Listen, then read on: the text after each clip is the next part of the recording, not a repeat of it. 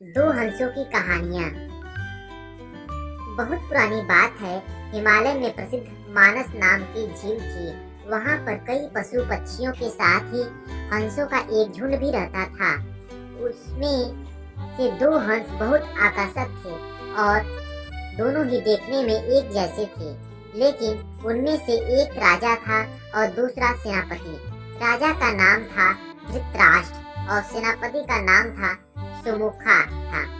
झील का नजारा बादलों के बीच में स्वर्ग जैसा प्रतीत होता था।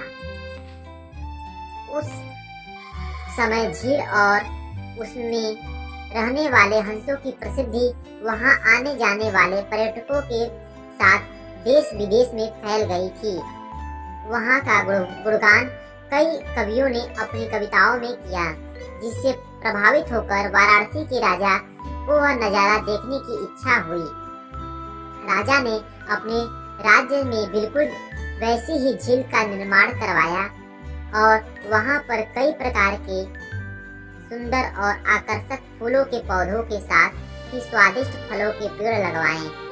साथ ही विभिन्न प्रजाति के पशु पक्षियों की देखभाल और उनकी सुरक्षा की व्यवस्था का आदेश भी दिया।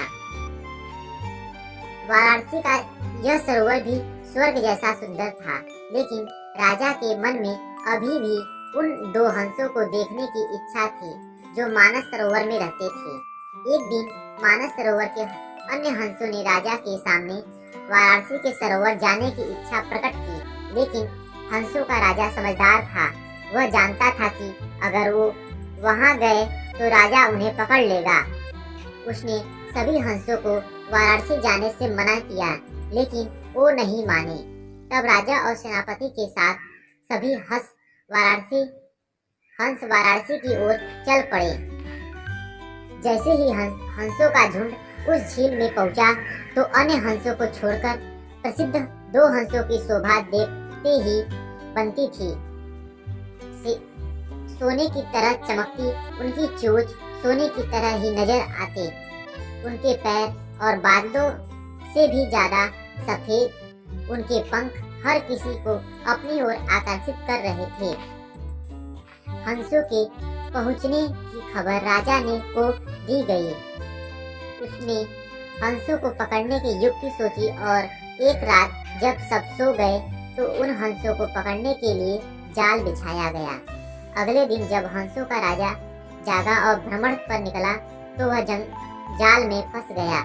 उसने तुरंत ही तेज आवाज में अन्य हंसों को वहां से उड़ने और अपनी जान बचाने का आदेश दिया। अन्य सभी हंस उड़ गए, लेकिन उनका सेनापति सुमुखा अपने स्वामी को फंसा देखकर उसे बचाने के लिए वहीं रुक गया। इस बीच हंस को पकड़ने के लिए सैनिक वहां आ गए। उसने देखा कि हंसों का राजा जाल में फंसा हुआ है और दूसरा राजा को बचाने के लिए वहां खड़ा है। हंस की स्वामी भक्ति देखकर सैनिक बहुत प्रभावित हुए और उसने हंसों के राजा को छोड़ दिया। हंसों का राजा समझदार होने के साथ साथ दूरदर्शी भी था। उसने सोचा कि अगर राजा को पता चलेगा कि सैनिक ने उसे छोड़ दिया है तो राजा इसे जरूर प्राणदंड देगा। तब उसने सैनिक से कहा कि आप हमें अपने राजा के पास ले चले। यह सुनकर सैनिक उन्हें अपने साथ दरबार में ले गया। दोनों हंस सैनिक के कंधे पर बैठे थे। हंसों को सैनिक के कंधों पर बैठा देखकर हर कोई सोच में पड़ गया। जब राजा ने इस बात का रहस्य पूछा तो सैनिक ने सारी बात सच सच बता दी। सैनिक की बात सुनकर राजा के साथ ही सारा दरबार उनके साहस और सेनापति की स्वामी भक्ति पर हैरान रह गया और सभी के मन में उनके लिए प्रेम जाग उठा।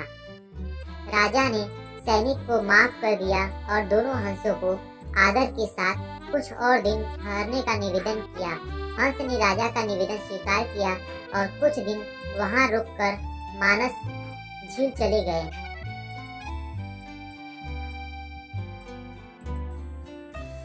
कहानी से हमें यह सीख मिलती है कि किसी भी परिस्थिति में हमें अपने या अपनों का साथ नहीं छोड़ना चाहिए।